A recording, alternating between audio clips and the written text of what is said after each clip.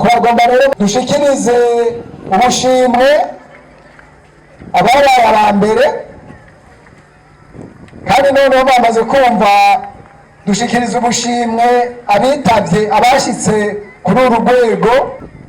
Rero twagira tubabwire ingene bagiye bararushanwa.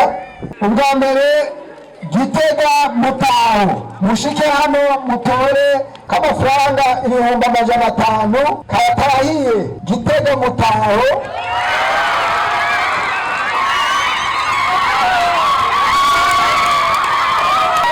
bagiye gusabe uwabaserukiye aze yakire mu minwe y'umunyamabanga n'umwanya ajejwe kumenyesha amakuru, amuhereze iryo bahasha ry'500. Mubakomere amashi, bakomere amashi.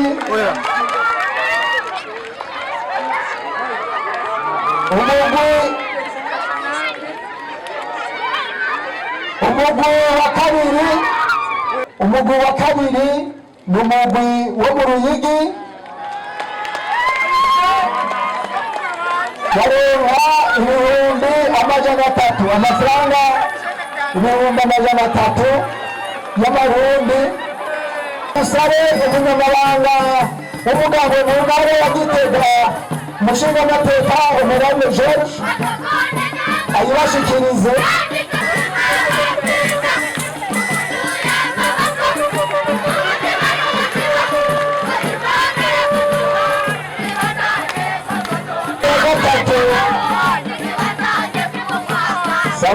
Sawa, murakoze. Umugwi wa gatatu waronse amafaranga 200,000 mu mugwi Gitega Akabando.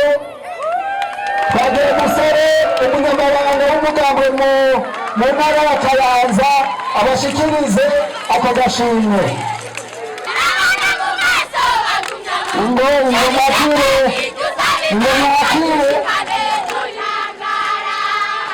Ubiriza ubu rero tugira duhere ku mugwi wabaye uwa mbere kugeza ku mugwi wabaye wa 13. Umwe wese uza gutora ibasha ry'100 hamwe n'imifuko 6 y'umuceri, ibiro 150 vy'umuceri umugwi umwe. Ubwa mbere Gitega Mutaho, mushike hano mutore ibasha ry'100 mwabwa n'umunyamabanga w'umugambwe muri meri. Akira ibasha ry'100, muce mugenda mutore ijya mifuko 6 y'umuceri. Umugwi wa kabiri wo mu Ruyigi utwara ibasha ry'100 hamwe n'imifuko 6 y'umuceri.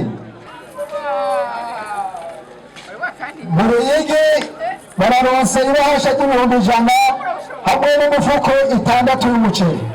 Umugwi wa gatatu uronka ibasha ry'100 hamwe n'imifuko 6. Gitega Akabando.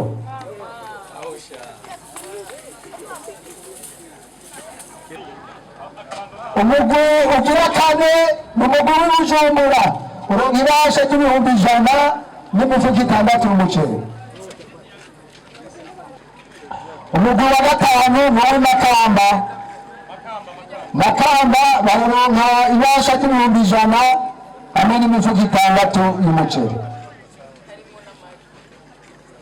Wa gatandatu ni Muyinga Tsimbataza Amahoro, mushike nawe nyene namwe ngaha